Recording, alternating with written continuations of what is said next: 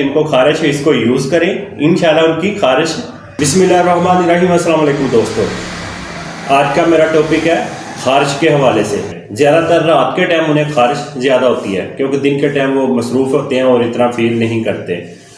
और यहाँ तक कि कई लोग ऐसे होते हैं कि वो जब काम ज़्यादा करते हैं तो उनका जिस्म गर्म हो जाता है और जिस्म के ऊपर सुइयाँ सी चुभती हैं और उनका दिल करता है हम कोई पंखा लगा लें या किसी ठंडी जगह पे चले जाएं।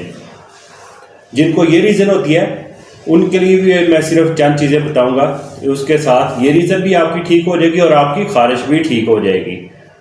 क्योंकि खारिश सर्दियों में ज़्यादा इशू होता है, ये गर्मियों में भी जिन लोगों को है वो भी इसको यूज़ कर सकते हैं। ये सर्दियों में भी यूज़ कर सकते हैं और गर्मियों में भी यूज़ कर सकते हैं। क्योंकि हम ये चीज़ नहीं हम देखते कि हमारी खारिश किस वजह से होती है और हम डॉक्टर की तरफ भागते हैं और उनसे दवाइयाँ वगैरह लेते हैं, फिर भी उन्हें फ़र्क नहीं पड़ता। जब तक वो दवाई लेते रहते हैं या खाते रहते हैं फिर उन्हें फ़र्क होता है। जब वो दवाई छोड़ देते हैं दोबारा से उन्हें खारिश होनी शुरू हो जाती है।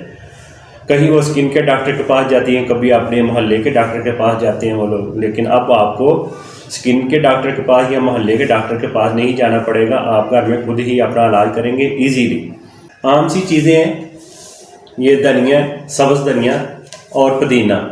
इसको हम किस तरह यूज़ करेंगे, हमें अलग से एक प्लेट ले ली और जैसे कि हमने ये धनिया पकड़ा है, इसकी आपने ये चीज़ें नहीं यूज़ करनी, आपने ये सिर्फ पत्ते इनके उतारने हैं। इस तरीके से आपने पत्ते उतार लेने हैं धनिए के और इसी तरीके से ही आपने पुदीने के पत्ते उतार लेने हैं। ये दोनों चीज़ें जो हमने लेनी है बराबर मकदार में हमने लेनी है।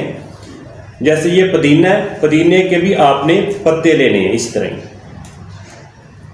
तरह इसके भी पत्ते लेने हैं। इसकी भी आपने ये टहनियाँ यूज़ नहीं करनी। जितना आपने पुदीना लेना है उतना ही आपने सब्ज़ धनिया लेना है। इन दोनों चीज़ों की आपने चटनी बना लेनी है। चटनी बनाकर इनको आप सेव कर लें।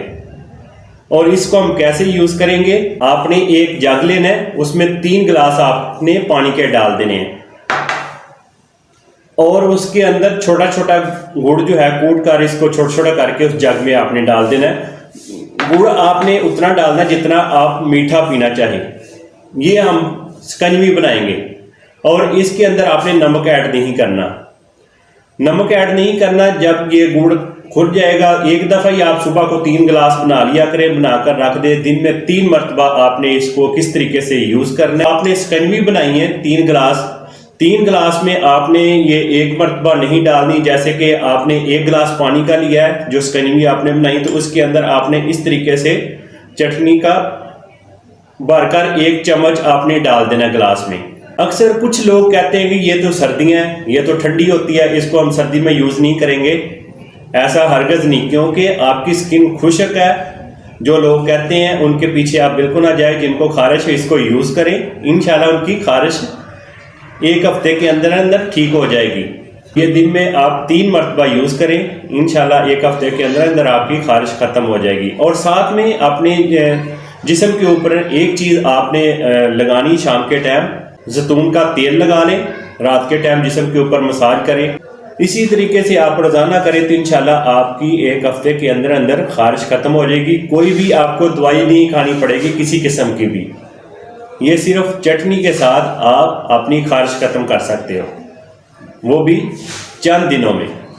उम्मीद करता हूँ मेरी वीडियो आपको अच्छी लगी होगी। इसको लाइक भी करें, इसको आगे शेयर भी करें, क्योंकि जिन लोगों को खारिश है वो इससे फ़ायदा उठाएं। ये आप सदका जारिया समझकर इसको आगे शेयर करें ताकि जिन लोगों को खारिश है वो इसको यूज़ करें। उनकी खारिश इंशाल्लाह 1 हफ्ते के अंदर अंदर ख़त्म हो जाएगी और डॉक्टरों की फीस से भी बच सकते हैं और दवाइयों से भी बच सकते हैं।